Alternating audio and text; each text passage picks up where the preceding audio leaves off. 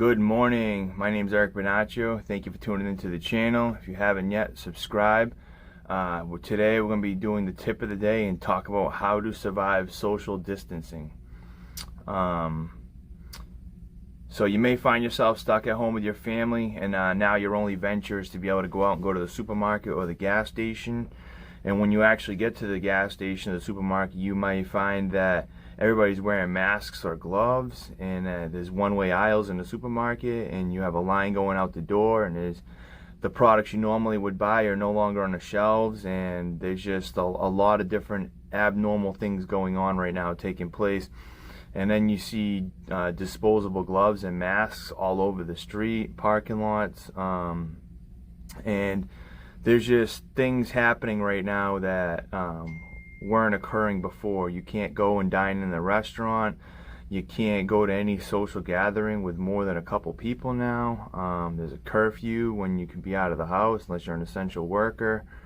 So these are all things that we've had to adapt to and deal with in this circumstance and situation. They're suggesting everybody being 6 feet apart from one another. And it's just limiting our interaction with people, friends, family, and acquaintances, or pretty much drawing us into a place of isolation. So how do we overcome this? What can we do? I've come up with 8 little things here that could help you overcome this situation of social distancing. And a few of them I touched on yesterday's video, but they're all relevant to this topic right here. But number one is acknowledge what's happening and that it is stressful. Denial is an adaptive skill that can prolong your stress and even cause it to progress. So don't be in denial about the situation, what's going on. Acknowledge what's going on. And then come to a place where you can accept what's going on. Don't allow it to control you. Don't allow it to destroy any progress that you've made in your life in areas. Don't allow it to control you mentally. Don't let it break your spirit. And just try to stick to as normal of a routine that you can as possible. But don't be in denial about what's going on. Stay connected.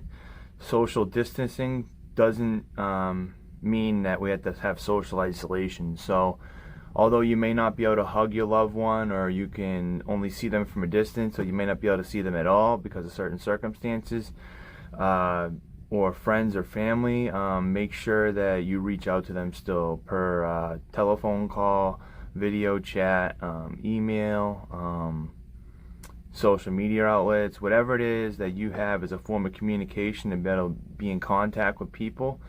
Make sure you keep that open and that you don't draw into isolation yourself, because this is just going to put you in a dark place, a place where you're going to feel really alone, and you may be liable to make a decision that you may regret, or you may hurt the other ones around you when they see how it's affecting you, because whatever affects you and your stability is going to affect those around you, especially people that look up to you and see how you may be hurting. So stay connected, very important. 3 is do benefit finding. Seek good in the situation. Be grateful for the opportunities you have.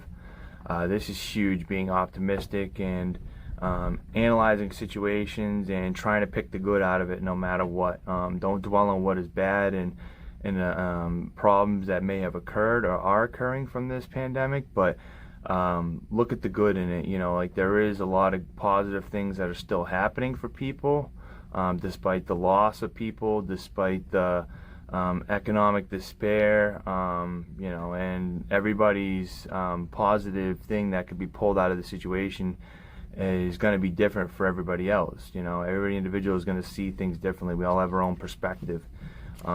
So for me, like, my positive thing was I got to see my children an extra time this month where I wouldn't before because of the circumstance. I was able to still utilize opportunities in my situation to stay to my routine as far as working out. It gave me an opportunity to really hone in and get enrolled into school and take on the process of schooling. So whereas if I was working full time and busy with my schedule and not having the opportunity to be available for a phone call or be able to line the things up as far as student loans and everything like that and fill in all the proper forms, I may not be able to pursue this opportunity. So try to make the best of every situation. Don't let anything pass you by, and always find the good in every situation. 4, breathing exercises. Touched on this yesterday. Meditation, doing slow breathing techniques in and out for periods of time. Praying, listening to melodic music at the same time, things that put you in a state of tranquility. You want to just really focus on these things, because a lot of people are getting anxiety from this. They have a lot of fear. There's a lot of different side effects or things getting magnified through this pandemic, and you want to make sure that you're not having issues because of when you worry and you have fear and you allow these things to be instilled within you, anxiety. It actually weakens your immune system, makes you more subject to getting the virus, or any virus, or cold for that matter. So my suggestion to you is think about your health every time that you start getting panicky or start getting fearful, because you're just making yourself a little bit more susceptible to getting the virus by allowing these things to control you. So really focus on breathing exercises, techniques, as so. 5, be kind. You reap the rewards of kindness that you express. So this is like a time where everybody's struggling, and you should go out of your way to be kind to people and be nice and to do things that are thoughtful for others. People that may not be able to get out of their house and go grocery shopping because they're elderly or whatever the situation may be, offer to get their groceries for them. People that can't afford certain things, maybe they can't afford food for the day for them and their children, maybe you go and pick them up food, a meal or whatever the case may be. Help somebody in a way, and it doesn't have to be a financial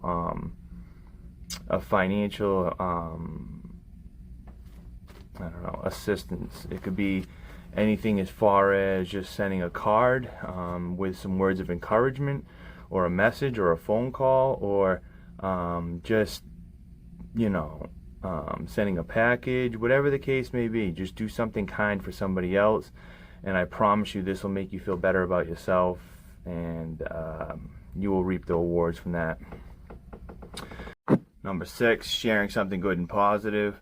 You want to be that light that just brightens up other people's attitudes and moods up at this time, where everybody's in such a place where they're consumed by negativity, whether it's the news putting this into them, whether it's the economic despair, whether it's just the restrictions that we have in our lives today, or the lack of employment, or having to homeschool your kids when you haven't had to do that before.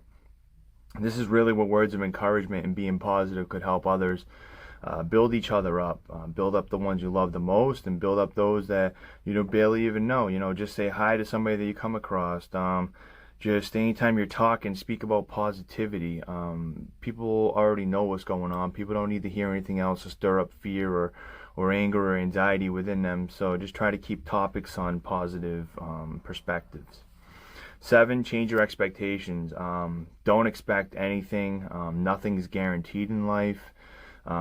You should have your expectations to be geared towards something reasonable, and don't allow your expectations, if they're not met, to dictate how your life turns out or control you in situations.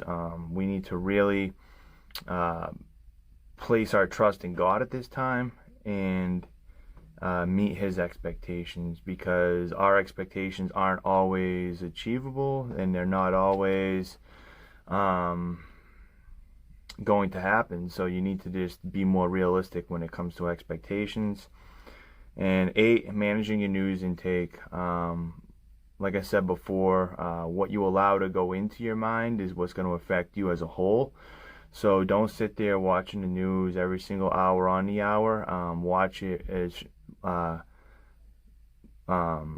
minimal as possible, and just get your updates as least amount as possible as you can, and then just stay away from it, because whatever we allow to keep going into our mind, it consumes us, and negativity will overbearingly rule us in the end. So don't allow the news, social media outlets, or any other source of information of what's going on with the pandemic to control you and dictate your day. I hope these tips here helped you, and I hope everybody out there is staying safe, and everybody's able to overcome this situation. And if you're struggling, reach out to God at this time. God will help you overcome anything, especially this situation. And if you like this video, like, share, comment, and subscribe to the channel, and tune in for tomorrow. Thanks.